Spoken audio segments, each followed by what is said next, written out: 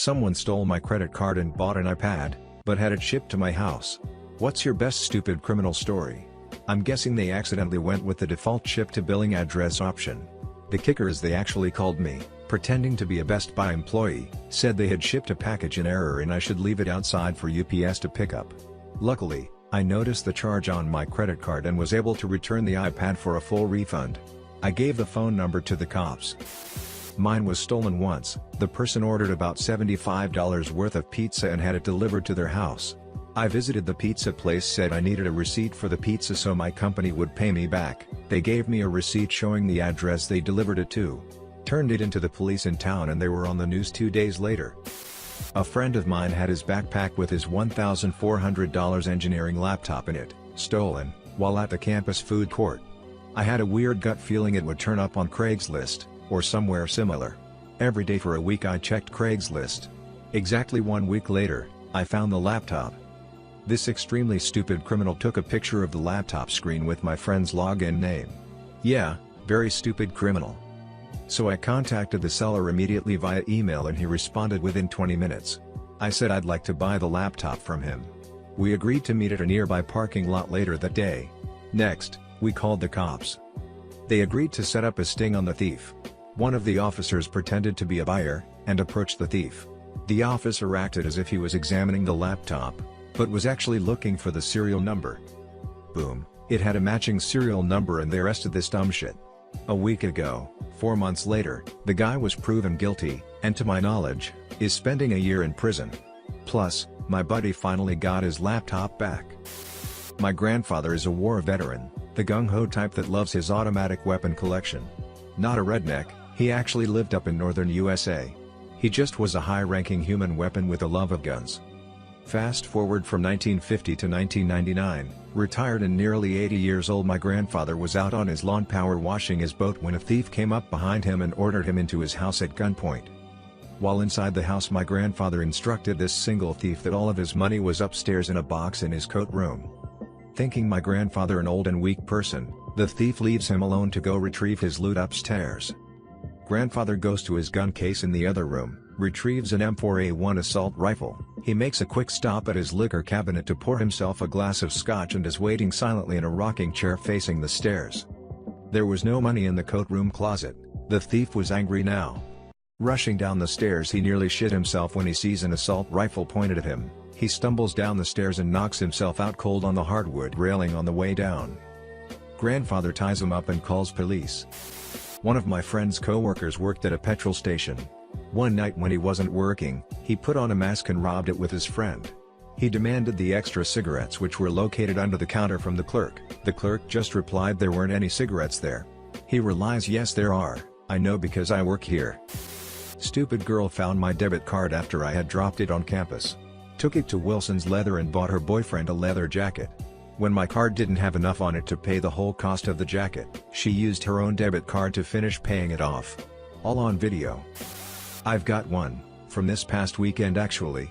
I volunteer cleaning up a local park. It's called a park, but it has no facilities, no employees, etc. It's really more of a forest, and it doesn't get much official attention. Anyway, almost every day, I walk through, pick up trash, and ensure it's properly disposed of. It's a beautiful park and I like to keep it that way.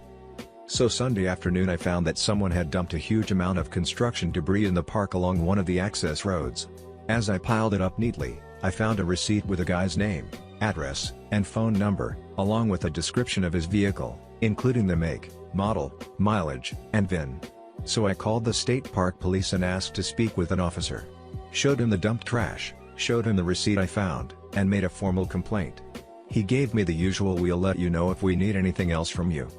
The officer called me last night to thank me for finding the receipt. He said they went and paid the guy a visit, found that vehicle in the driveway, and he answered the door. "Are you John Doe?" He said, "Yes, that's me." The officer said he insisted he knew nothing about illegal dumping, no surprise, and when it seemed like the interrogation was going nowhere, he pulled out the receipt, and then the guy said, "That's not my name." He already said it was him. The officer told me that's when he said, "Okay sir, if you're not going to properly identify yourself, you're under arrest for obstructing a government official, a Class A misdemeanor, and we'll fingerprint you at the station and find out who you really are." Suddenly the guy's story changed. He was the guy on the receipt, that was his truck, and he dumped the trash in the park. The officer even said that the guy said, "I never thought I'd get caught." And he wouldn't have either, if it wasn't for us meddling kids. There's a place in the not-so-nice area of Dallas that sells insanely precise novelty driver's licenses for a justifiably high price. These two geniuses were in line ahead of me purchasing theirs, and one of them put his actual birth date on the thing. Dumbass paid $150 for a fake ID that says he's 19. Now that's some Aggie genius there. My soccer team was playing a game at a local park. During the game, a sketchy-looking guy runs through to pitch we were playing on, holding several cell phones. We soon realized that said valuables belonged to us and began chasing him. He probably thought that he has made a profit, stealing cell phones worth hundreds, until he looks back and sees 30 people chasing him down. When we caught him, we took our valuables back and proceeded to beat the crap out of him. The thing is, our changing rooms are roughly 200 yards from the field, so why run directly past the people you've just robbed when you could easily sneak away? This happened to my fiance's family. A few years ago, this drunk/stoned guy came in and started pounding on the door at 3 in the morning. My fiance's dad came to the door and yelled, "What the F do you want?" The idiot stared back and said, "I'm here for the party." My fiance's dad closed the door. The guy kept trying to get in. My fiance's dad screamed at the guy that there was no party here and get the F off his property. The guy went around to the garage and got into my future Mill's car. By this time, Phil has called the cops, grabbed his gun and is coming out with the family's 130-pound German Shepherd. The guy sees Phil, freaks out and tries to run. The dog bites the dumbass on his butt and stops the guy in his tracks. The cops show up and arrest the guy. Casey, the dog, comes trotting back up to the family with jeans, a piece of boxers and skin in his mouth. When I was 16 years old, some former friends broke into my basement. Among a couple of other random things, they stole my radio, which was a giant boombox, and my bike. They also stole a couple of sports collectibles that belonged to my stepfather. My stepfather was not the type of person you wanted to piss off.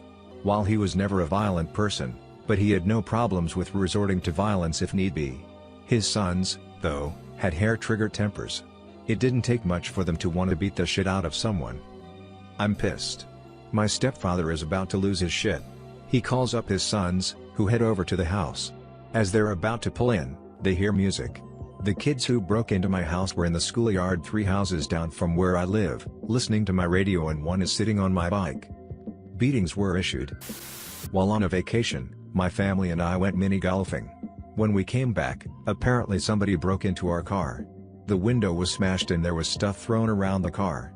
We had a very expensive GPS in there, a brand new camera, and several other expensive things. But the thief didn't take any of that. He took a bag of diapers. Just the diapers. We were all struck by this. When we called the police, they were stunned as well. They caught the thief within the week. We got the diapers back. When I worked at Guitar Center, a couple came into the store. The guy left and the girl stayed, checking out guitars. A sales guy saw her holding 2 higher-end Gibson Les Pauls down by the low-end side of the wall by the BC Riches. He asked if he could help and she asked a question about the guitars. He took one from her and went to check something on it. Once he was about 20 yards away, she bolted. She sprinted down the hallway to the warehouse, past the bathrooms and busted out the emergency exit door that lets out behind the store. 2 guys took chase and made it out in time to see a car squealing around the corner of the building. We really had nothing to go on. I'm pissed because having a $3,500 guitar stolen cuts into my bonus, and it just overall sucks to have your crew bummed about the theft, etc. Cut to 1 week later. I'm running my morning meeting and I'm told I have an important phone call. I take the call and my friend is telling me I have to check my email. I do, and there's a link from him to a Craigslist ad. The mother ducker posted a photo of himself holding the guitar. I know it's ours. I just know it. He describes it inaccurately and is asking $1,000. Gives a BS reason for it not having a case. We need the serial number. We need that F-King number. Another manager calls him pretending to be a collector. He casually asks for the serial number, saying he's only looking for guitars from certain years. He calls it a date code, but I don't think the guy is buying it. He tells him he'll call him back with the number but never does. We're antsy. We call the cops. We form a plan. Another of our guys calls and tells this dude he just has to have this guitar. He'll come meet him with cash. Guy agrees. They meet at a gas station. Dude walks up with this gorgeous $3,500 Les Paul and a $35 gig bag. The BS for a bit and my dude asks to see the guitar. He looks it over and checks the serial. It's ours. Yeah man, this is exactly what I was hoping for. Great guitar. Then he waves across the street to the cop car that was waiting around the corner. Dude is like a deer in headlights. Cops arrest him and even let us leave with the guitar. Back at the store my friend's phone rings. It's the guy's number.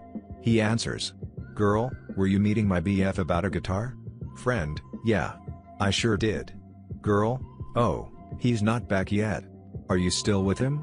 Friend, nope. I'm already home. Girl, oh. Weird. Okay. Well, did you get the guitar? Friend, I sure did. I'm holding it right now. Thanks. Girl, oh great. Thanks. Have a good day. 1 hour later she called back. Didn't bother to answer. She left a very nasty voicemail with a lot of swearing. Priceless. I hear he threw her onto the bus in port, and they both were in hot shit over the whole thing. Usually it's not an accident that they choose to ship to your house. If billing/shipping are the same, all the site needs to do is pass the usual fraud checks and do automatic AVS on your address. Passes for billing, no need to scrutinize the shipping. The moment they pick an alternate shipping address, any competent store will give the order to a fraud analyst, and often merchant services of the card company is called to verify that it's an alternate shipping address they have on file. Then the thief calls the store and the courier and tries to get them to reroute in shipment, pretending to be you. Oh crap, I'm on vacation, etc. If that fails, they can try to trick the person in question to leave the package outside for them so they can pick it up from outside your house and drive away. If the thief lives locally, it's easy enough, especially if UPS drops packages while you're at work, they can go right up and take the package. This kid that was in my class in high school years back ran an operation on eBay selling those underbody neon light kits. You know, the bullshit that makes you look all fast and furious. Anyways, he makes a small fortune selling this stuff. The only problem was that when the customer received their product, it was just a picture of neon car kit. This kid had apparently worded his description to confuse people into thinking they were buying the real thing, but in reality they were spending $200 on a piece of paper. A bunch of pissed off people from around the country called our local police and he ended up getting arrested. I can't remember the charge, but he had tens of thousands of dollars to pay back, plus fines. The entire town shamed him, made fun of him for crying when the police interviewed him and everything. He was all over the news for a while. The first time my dad was on jury service, the case involved a criminal who'd tried to rob a jeweler's shop. This was probably in the UK in the early 50s, when police response was slower, and shops weren't as well protected as they are now. The shop had a burglar alarm, but the thief figured that he could just smash the front window, grab anything he could reach, and be long gone before the police showed up. Unfortunately, he didn't do his research properly. The shop was actually on the ground floor of an apartment block that was used to provide accommodation for young police officers. About a minute after the alarm went off, he found himself surrounded by 20 cops, and about 15 minutes after that he was in a cell. Girl steals my sister's BlackBerry at a bar. 3 weeks later a friend who is my sister on BBM asks why her name is different. The girl didn't wipe the phone, and changed her BBM name to her full name complete with a picture of her and her skeezy boyfriend.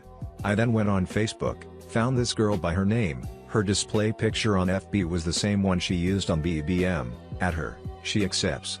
On her Facebook is her cell phone and home number, and statuses claiming new BlackBerry. Add my PIN, which was my sister's PIN. We called her up, told her the options she had, and we had the phone by the end of the day. As we walked away I looked at her and said, not to sound preachy, but you should probably be careful of who you accept on Facebook. She blank stares at me as I sit in the car. I think that's the moment she realized I was the guy whose friend request she accepted. When I was about 14 or 15, some kids who lived a few miles from me rode their bikes over to my house, while my family and I were on vacation, broke a window in our sunroom, and made their way to our basement where they proceeded to steal all of my video games. After the initial shock wore off, I started collecting clues. I looked through our missed calls for that week, and one of them was from the house phone of these little shits. Knowing these kids were little bastards, I had my mom call the phone number and ask the mom if her kids had any specific new games. When she confirmed that they did, my mom let it spill that someone had broke into our house and helped themselves to those exact titles. Their mom was furious, and made them give me all of their games and work on our farm for a few months. That happened to my mother. Someone somehow got a hold of her credit card number, and proceeded to buy things. Not even things that were remotely close to what she likes. I think they bought an attachment to a muffler, a prepaid cell phone, and some CDs. All shipped to my mother. I don't think they were very good at crime. My friend's roommate also lifted my debit card to buy lunch and dinner on a couple occasions. He works in an entirely different part of the state than my friend. My friend confronted him about it. He said, no, that wasn't me. My friend just asked him again and he admitted it. Still waiting on getting paid back, though.